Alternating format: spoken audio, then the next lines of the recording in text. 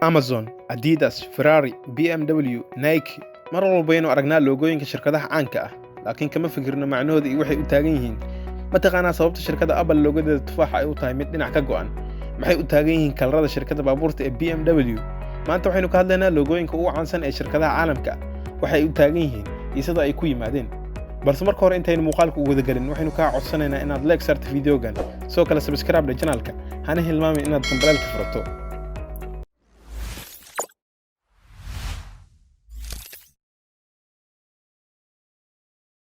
loogada koowaad ee maanta aynu ka hadlayno waa Amazon. laga yaabo inaad la yaabtid waxay u taagan tahay loogadan. sidaad u jeedidba loogadan waxay hoos ku leedahay falaartaasna waxay isku xiraysaa xarafka A iyo Z. marmarka qaarna waxay u muuqataa dhoola cadeen, laakiin sida rasmiga ah waxay muujinaysaa falaartan in Amazon ay iibiso wax walba oo aad u baahatid.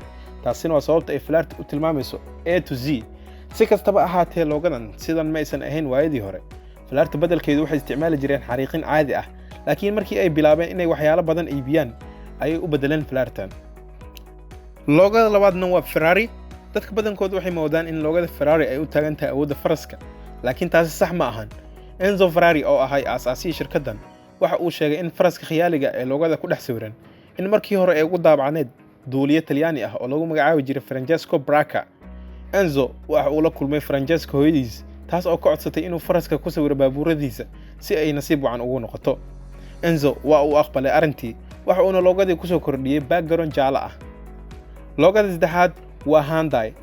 badankeena markaynu aragno loogada shirkadda Hyundai waxaynu moodaynaa inay u taagan tahay xarafka H oo ah magaca ugu horeeya ee shirkaddan, laakiin xaqiiqdu waxay tahay in xarafka H-da la moodo ay u taagan tahay laba qofood oo mid ka mid ah uu yahay macmiil, halka kan kalena uu yahay qof matalaya shirkadda. yacni laba qof oo wax kala gadanaysa welibana isgacan qaadaysa. dabcan waa looga laga fikiray samaynteeda.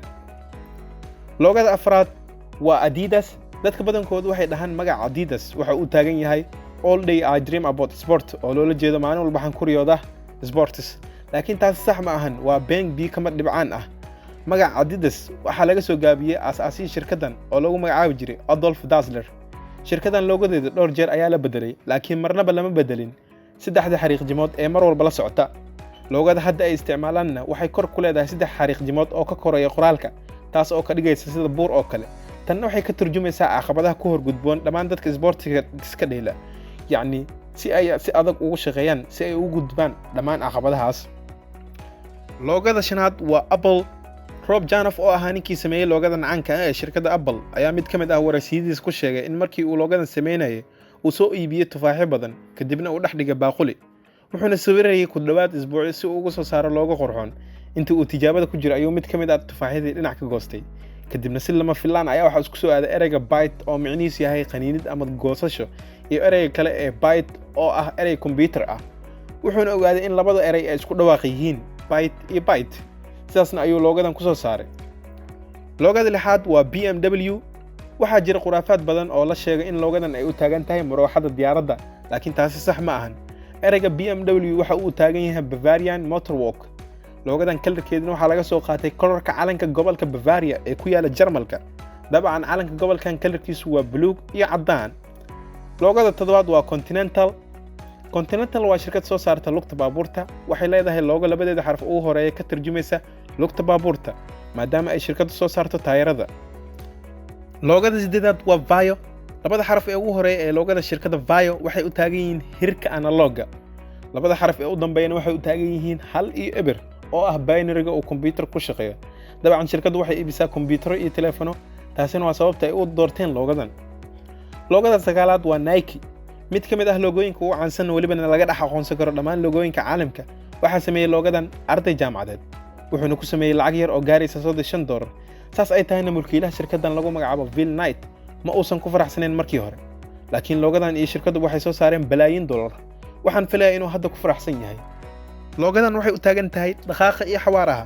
marmarka qaarna loogadan waxaa lala xiriiriyaa garbaha mid ka mid ah sanamadii ay caabudi jireen Griiga oo lagu magacaabo Nike, waxayna dadkii Griiga u aqoonsanaayeen inay ahayd ilaahadii guusha. loogada tobanaad ee ugu dambeysa waa Lacoste.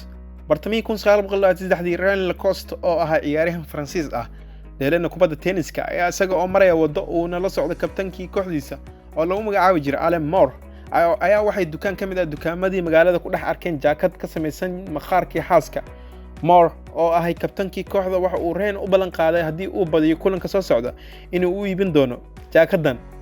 Lacoste waa uu khasaaray kulankaas waana laga badiyay, laakiin arrintii ballanqaadka waxaa maqlay wariye waxa uuna wax ka qoray ciyaarahankan aanan badin laakiin u dagaalamay sidii xaaska oo kale. taasina waa sababta uu ninkan ugu baxay magaca Lacoste. kadibna markay sanado ka soo wareegatay oo uu ganacsi yeeshay ciyaarahankan ayaa waxaa magacii Lacoste loo bixiyay shirkadii uu lahaa ninkan oo maanta ka mid ah shirkadaha ugu waaweyn ee dharka iibiyo.